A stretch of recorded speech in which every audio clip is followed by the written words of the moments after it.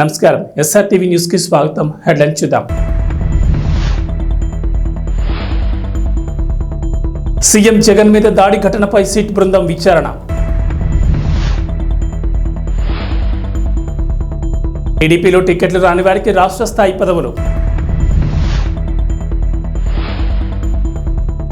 నేడు తెలంగాణ కాంగ్రెస్ పెండింగ్ అభ్యర్థుల ప్రకటన. సికింద్రాబాద్ కంటోన్మెంట్ నియోజకవర్గంలోని 1వ వార్డుకు సంబంధించిన బీఆర్ఎస్ సమావేశం జరిగింది. కంటోన్మెంట్ బీఆర్ఎస్ ఎమ్మెల్యే అభ్యర్థి Nivedita, cantonment BRS incharge Ravula Sridhar Reddy, cantonment board మాజీ ఉపాధ్యక్షులు జక్కుల మహేశ్వర్ రెడ్డి సమావేశంలో పాల్గొన్నారు. ఈ సందర్భంగా దివంగత ఎమ్మెల్యే సాయన్న కుటుంబానికి ప్రజలంతా సంపూర్ణ మద్దతు పలుకుతున్నారని బీఆర్ఎస్ ఎమ్మెల్యే అభ్యర్థి నివేదిత వెల్లడించారు.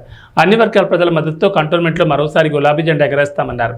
కంటోన్మెంట్లో గులాబీ పార్టీ అజయశక్తిగా ఉందని రావుల శ్రీధర్ రెడ్డి తెలిపారు. ఏ పార్టీ నుంచి ఎవరు పోటీ చేసినా కంటోన్మెంట్లో ఎగిరేది గులాబీ జెండానని ఆయన స్పష్టం చేశారు. ప్రజలంతా బీఆర్ఎస్కు ఓటేసేందుకు సిద్ధంగా ఉన్నారని కంటోన్మెంట్ బోర్డు మాజీ ఉపాధ్యక్షులు జక్కుల మహేశ్వర్ రెడ్డి తెలిపారు.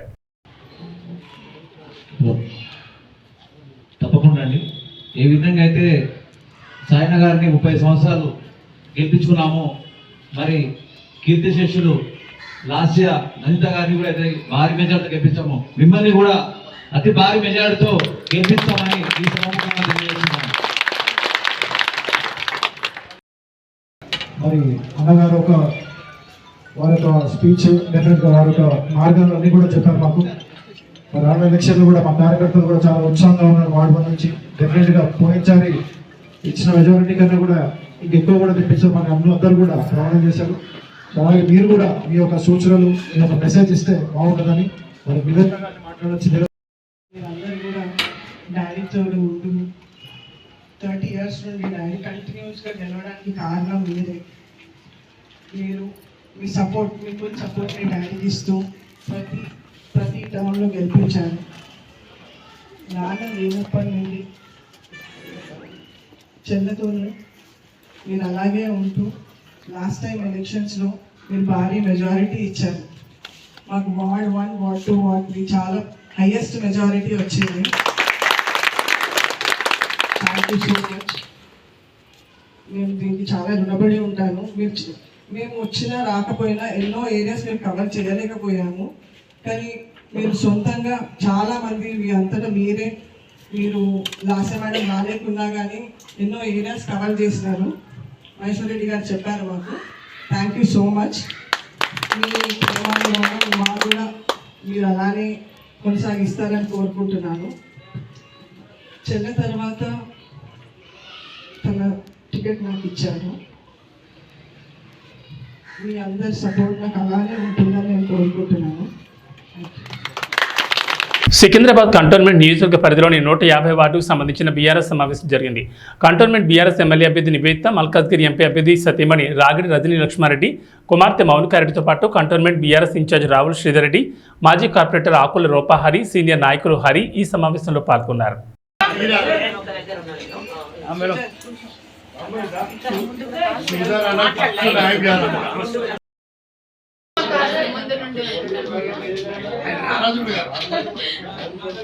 సికింద్రాబాద్ కంటోన్మెంట్ నియోజకవర్గంలోని పలు వార్డుల్లో అంబేద్కర్ జయంతి వేడుకలు ఘనంగా జరిగాయి. 1వ వార్డు మొదలుకొని 8వ వార్డు వరకు, అలాగే 150 డివిజన్లోనూ వేడుకలు నిర్వహించారు. ఈ వేడుకల్లో మాజీ మంత్రి Mallareddy, MLA Marri Rajasekhara Reddy, Malkajgiri BRS MP అభ్యర్థి రాగిడి లక్ష్మారెడ్డి పలువురు పాల్గొన్నారు.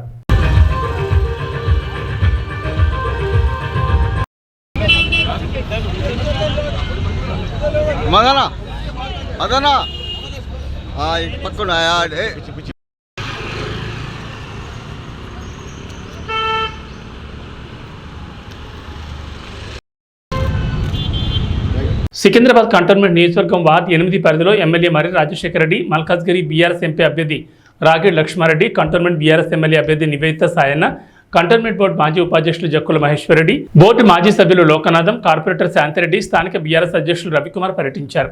బొల్లారం పార్కులో వాకర్లతో భేటీ అయ్యారు. గత బీఆర్ఎస్ ప్రభుత్వం చేపట్టిన సంక్షేమ కార్యక్రమాల గురించి వివరించారు. బీఆర్ఎస్తోనే ప్రజలందరికీ న్యాయం జరుగుతుందన్నారు. కారు గుర్తుకే ఓటేసి బీఆర్ఎస్ ఎంపీ అభ్యర్థి రాగిడి లక్ష్మారెడ్డి, బీఆర్ఎస్ ఎమ్మెల్యే అభ్యర్థి నివేదిత సాయన్నను భారీ మెజార్టీతో గెలిపించాలని కోరారు.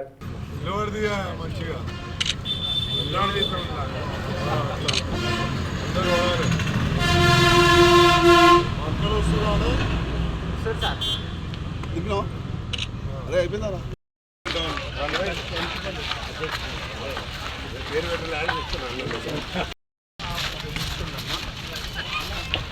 తాడిపత్రి నియోజకవర్గ కాంగ్రెస్ అసెంబ్లీ అభ్యర్థి గుజ్జల నాగిరెడ్డి యాడికిలో ముమ్మర ప్రచారం నిర్వహించారు. ఈ సందర్భంగా కాంగ్రెస్ పార్టీ అధికారంలోకి వస్తే 9 గ్యారంటీ పథకాలు అమలు చేస్తామని గుజ్జల నాగిరెడ్డి తెలిపారు. ఈ కార్యక్రమంలో నాయకులు, కార్యకర్తలు పాల్గొన్నారు. ఈరోజు రాజశేఖర రెడ్డి ముఖ్యమంత్రిగా ఉన్నప్పుడు చేసిన కార్యక్రమాలన్నీ నమ్మి జగన్మోహన్ రెడ్డిని గెలిపిస్తే ఈరోజు జనాలకు చేసేది ఏమీ లేదు.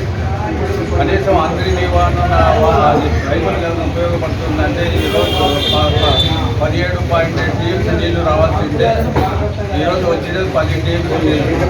దానివల్ల పిఎంఎఫ్ పంపిణీ చేసి ఎక్కడికి చేయాలి? జాగ్రత్తలు వస్తాయా, యాడికాడలు వస్తాయా, ఏ దానికి లేదు. తర్వాత ఈ విధంగా ఆ ఎస్ఎల్సీ వాటర్ కూడా అంతే. ఏ దాని మీద వాటర్ మీద మనం పోరాటం అనేది లేదు.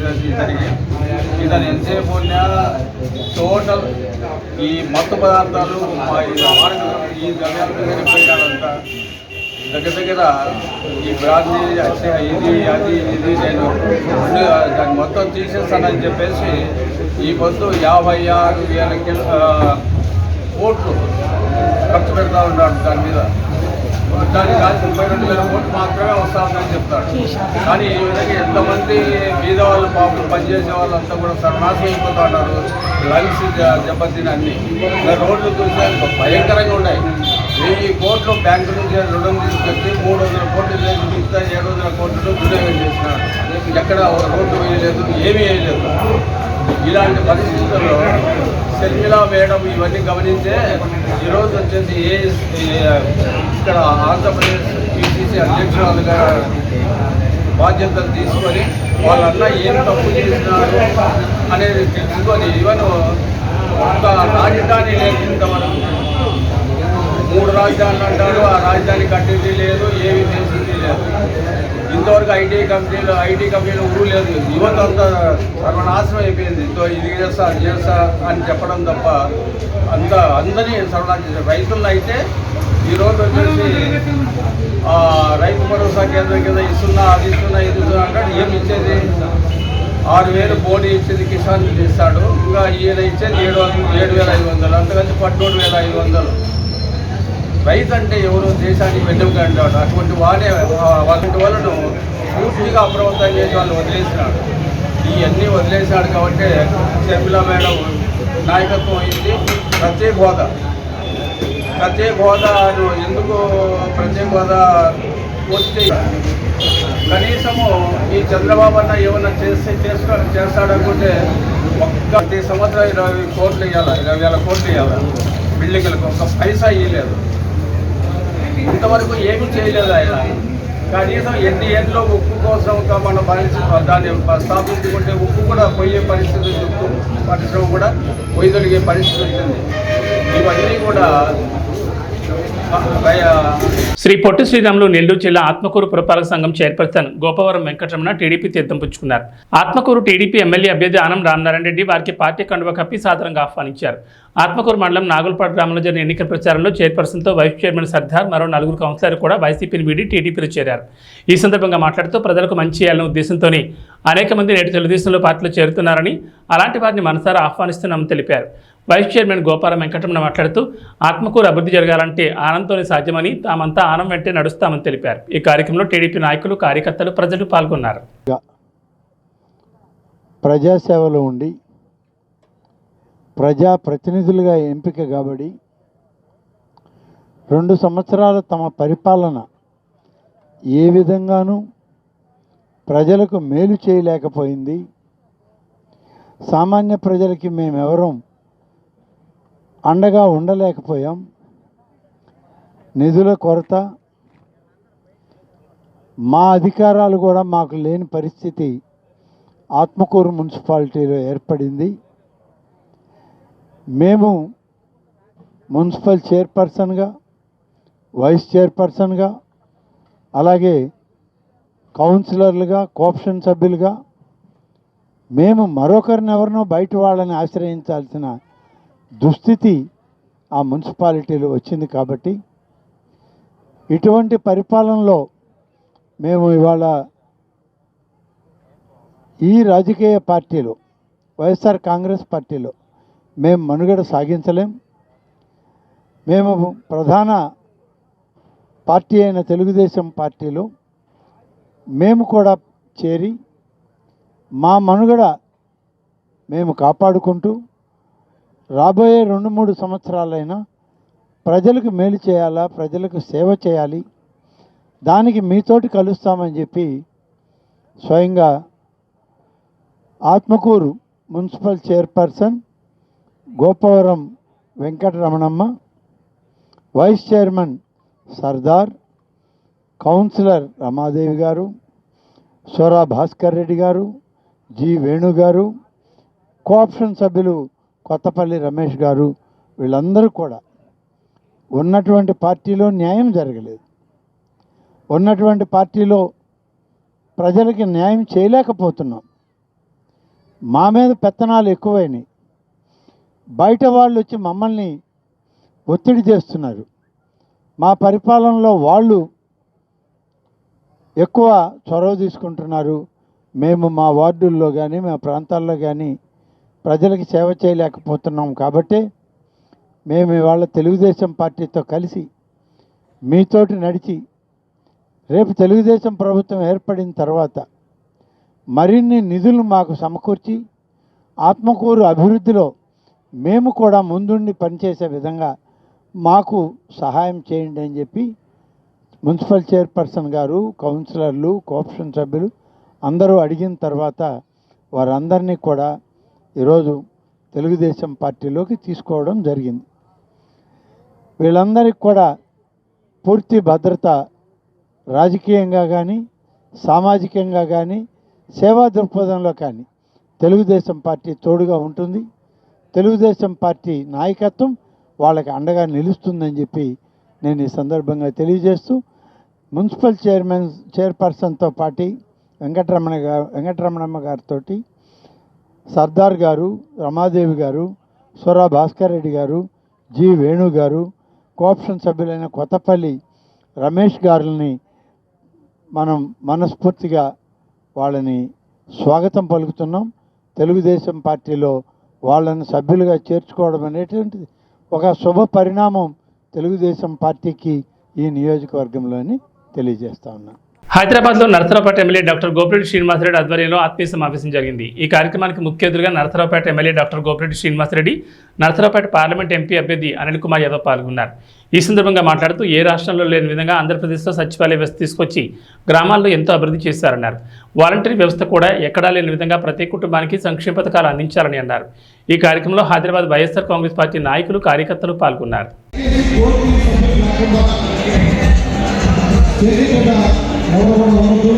ఎందుకంటే క్లాస్ అయిపోతుంది, మన సభ గందరగోళంగా జరగకుండా ఉంటుంది.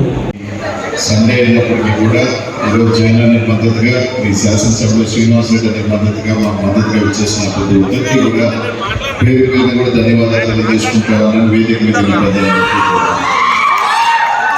మే 13న 2024 మన ఎన్నికలు జరుగుతా ఉన్నాయి. ఇక్కడున్న ప్రతి ఒక్కరు కూడా గుర్తుపెట్టుకోవాల్సిన అవసరం ఉంది. ఏంటంటే ఈ ఎన్నిక ఒక చారిత్రాత్మక ఎన్నిక. ఎందుకు చెప్తున్నాను అంటే చారిత్రాత్మక ఎన్నికని, ఈ ఎన్నికలో మనం పెద్ద మెజారిటీతో మనం వైఎస్ఆర్ కాంగ్రెస్ పార్టీ గెలుస్తుంది.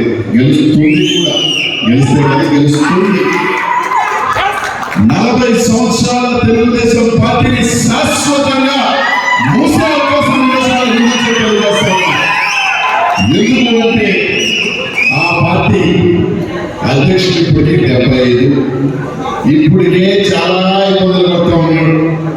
ఈసారి మనం కానీ బలంగా కొట్టామంటే వచ్చే ఎన్నికకి కనీసం తిరగలేని పరిస్థితి, ఆ పార్టీని మోసే పరిస్థితి ఆయన కొడుకు పుత్రత్వం పప్పుకి అసలు లేదు. కాబట్టి ఖచ్చితంగా ఆ పార్టీని తీసుకువెళ్ళి బీజేపీలోనూ ఇంకో పార్టీలో కలిపే దుస్థితి వస్తుంది. కాబట్టి ఈ చారిత్రాత్మక ఎన్నికల్లో మీ అందరూ కూడా భాగస్వాములు అవ్వాల్సిన పరిస్థితి ఉందని చెప్పి అందరూ కూడా తెలియజేస్తారు.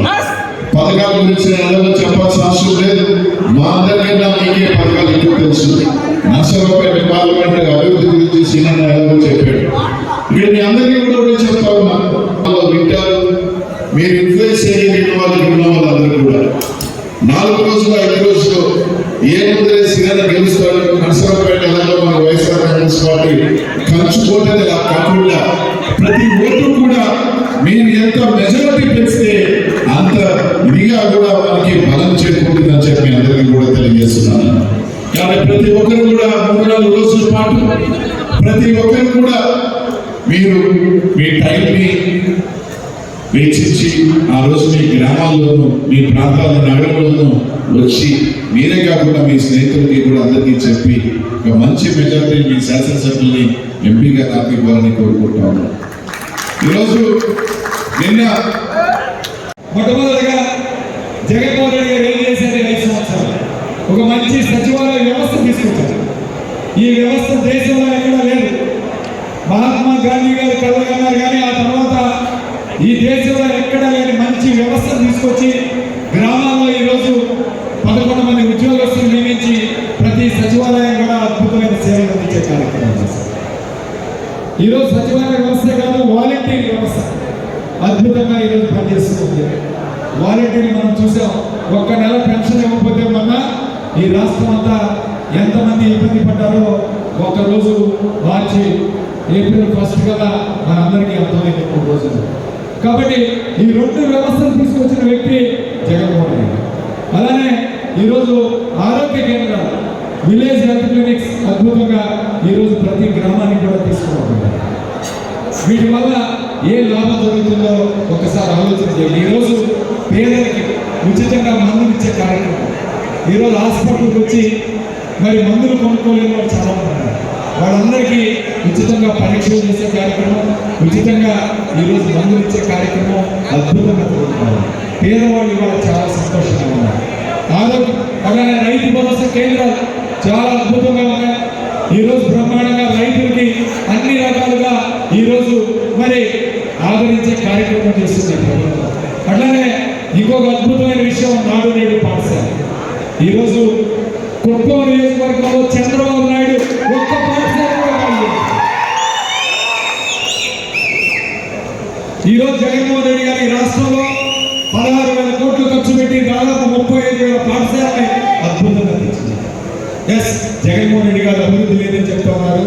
ఎంత దీర్ఘకాలికంగా ఈరోజు ప్రణాళికలు వేస్తున్నారో ఒకసారి ఆలోచించారు. ఈరోజు దాని ఫలితాలు ఈరోజు తెలియకపోవచ్చు, కానీ మీ పిల్లలు ఇంగ్లీష్ మీడియం చదివించుకున్నారు. పేద పిల్లలు ఈరోజు ఇంగ్లీష్ మీడియంలో చదివించుకున్నారు. అద్భుతంగా పాఠశాలలో అన్ని వస్తువులు కల్పించారు. నాకు తెలుసు, స్వయంగా నేను ఎమ్మెల్యేగా గెలిచినప్పుడు గ్రామానికి వెళ్ళాను. నరసరావుపేటలో స్థానిక పట్టాభి రామస్వామి కళ్యాణ మండపంలో టీడీపీ ఆర్యవయసుల ఆత్మీయ సమావేశం జరిగింది. ఈ సమావేశానికి ముఖ్య అతిథులుగా నరసరావుపేట పార్లమెంట్ ఎంపీ అభ్యర్థి లావు శ్రీకృష్ణదేవరాయలు, జనసేన పార్టీ రాష్ట్ర ప్రధాన కార్యదర్శి శ్రీనివాస్ యాదవ్, నియోజకవర్గ టీడీపీ ఎమ్మెల్యే అభ్యర్థి చదవాడ అరవిందబాబు, జనసేన పార్టీ నియోజకవర్గ ఇన్ఛార్జ్ సయ్యద్ జలానీ, రాష్ట్ర గోల్డ్ పర్సెంట్ అసోసియేషన్ రాష్ట్ర అధ్యక్షులు కపలబాయ్ విజయ్ కుమార్, తెలుగుదేశం సీనియర్ నాయకులు పాల్గొన్నారు. ఆర్యవైశ్యులు పిలుపు అరవిందబాబు గెలుపు అంటూ నినాదాలు చేశారు. ఈ కార్యక్రమంలో ఆర్యవైశ్యులు, టీడీపీ, జనసేన, బీజేపీ నాయకులు, కార్యకర్తలు, మహిళలు భారీగా పాల్గొన్నారు.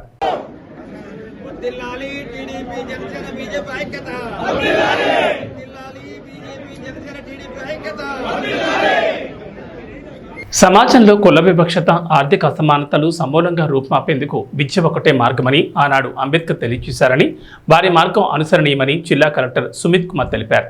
జిల్లా కలెక్టరేట్లోని వశిష్ఠ కాన్ఫరెన్స్ హాల్ నందు జిల్లా సాంఘిక సంక్షేమ శాఖ ఆధ్వర్యంలో నిర్వహించిన భారత రాజ్యాంగ నిర్మాత భారతరత్న బాబాసాహెబ్ అంబేద్కర్ 133వ జయంతి మహోత్సవాల సందర్భంగా ఆయన చిత్రపటానికి జిల్లా కలెక్టర్, జిల్లా జాయింట్ కలెక్టర్ పూలమాలలు వేసి ఘనంగా నివాళులర్పించారు. ఈ కార్యక్రమంలో పలువురు పాల్గొన్నారు. ఈ సందర్భంగా మాట్లాడుతూ డాక్టర్ బిఆర్ అంబేద్కర్ రచించిన రాజ్యాంగంలో అందరూ సమానమేనని, తక్కువ ఎక్కువ అని కాకుండా అందరికీ అన్ని హక్కులు కల్పించడం జరిగిందని, కుల నిర్మూలనకు ఆయన కృషి చేస్తారని అన్నారు.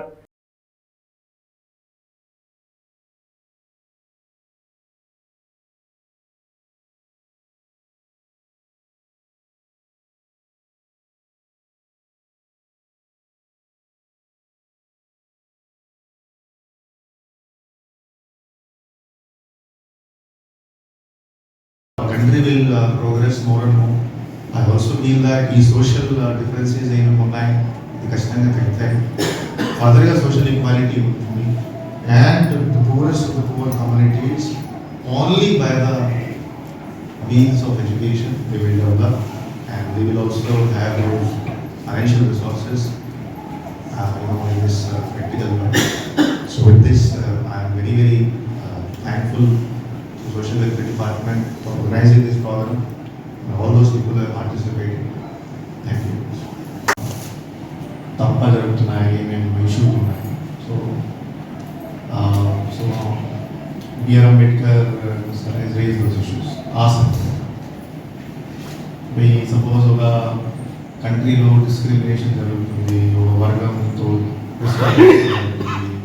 ముందు basically BR Ambedkar sir those very very information. So basically ఇప్పుడు కూడా చూస్తే సపోజ్ ఇప్పుడు 100 సంవత్సరం అయిపోయినాయి, 100 సంవత్సరం తర్వాత కూడా బేసిక్లీ రకరకాల ఇష్యూస్ స్టిల్ ఇంకా కంటిన్యూ అవుతాయి. So and still I feel that social justice, social equalities, social injustice కూడా చాలా ఉన్నాయి సొసైటీలో. సో డెఫినెట్గా సపోజ్ బిఆర్ అంబేద్కర్ సార్ లేకపోతే సిచ్యువేషన్ ఎట్లా ఉంటుంది? ఇప్పుడు మన సపోజ్ సొసైటీ చూస్తే 3,000, 4,000 సపోజ్ రిటర్న్ డిస్క్రిమినేషన్ కరెక్ట్ కాదు, వై మైనారిటీ ద్వారా డిస్క్రిమినేషన్ జరుగుతుంది, వై డ్రింకింగ్ వాటర్ సోర్సెస్ సెపరేట్గా ఉన్నాయి, వై ఎడ్యుకేషన్ సెపరేట్గా ఇవ్వాలి, వై వాళ్ళు చదువుకూడదు, ఏమి చెప్పాలి? ఆల్మోస్ట్ 3,000, 4,000 ఇయర్స్ సొసైటీ ఎందుకు చెప్పలేదు? బేసిక్లీ ఈ సోషల్ ఈవిల్ గురించి మాట్లాడాలి, సోషల్ ఈక్వాలిటీ గురించి మాట్లాడడం జరిగింది. సోషల్ ఈక్వాలిటీ కాన్స్టిట్యూషన్ కూడా రాయడం జరిగింది. ఆ సోషల్ ఈక్వాలిటీ ఎట్లా ప్రొటెక్ట్ చేయాలి కూడా కాన్స్టిట్యూషన్లో రాయాలి, అంటే రిటర్న్గా రాయాలి. So that was the biggest contribution by which మన కంట్రీలో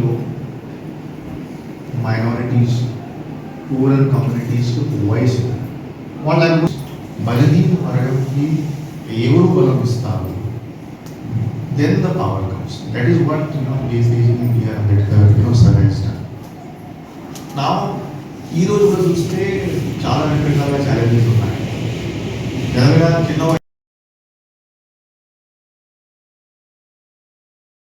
పశ్చిమ గోదావరి జిల్లాలో పుట్టినరోజు సందర్భంగా నిరుపేదలకు ఆహార పానీయాలను అప్పల స్వామి పంపిణీ చేశారు. ఈ సందర్భంగా పుట్టినరోజు అందరూ జరుపుకుంటారు, కానీ కొంతమందికి మంచి మనసు ఉంటుంది. అలా స్వామి పుట్టినరోజు వేడుకను స్వచ్ఛంద సేవా సంస్థలు జరుపుకున్నారు. ఈ పుట్టినరోజున నిరుపేదల మధ్య జరుపుకున్నందుకు చాలా సంతోషంగా ఉందని ఆయన అన్నారు. ఎదురుకుండా వెళ్తే యాక్షన్ లేపుతారు.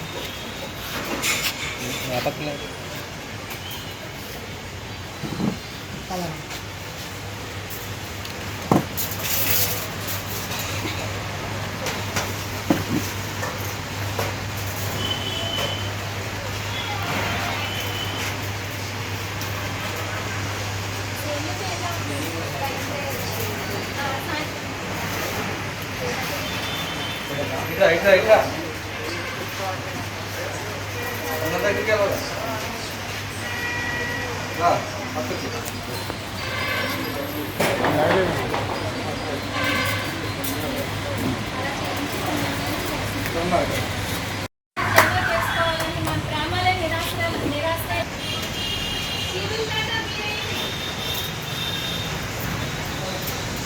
లైన్కి వెళ్ళిపోవాలి, అలా లైన్కి వెళ్ళిపో. ఎదురుకుండా వెళ్తే యాక్షన్ లేపుతారు. ఏవీ బులెటిన్ విశేషాలు. నమస్కారం.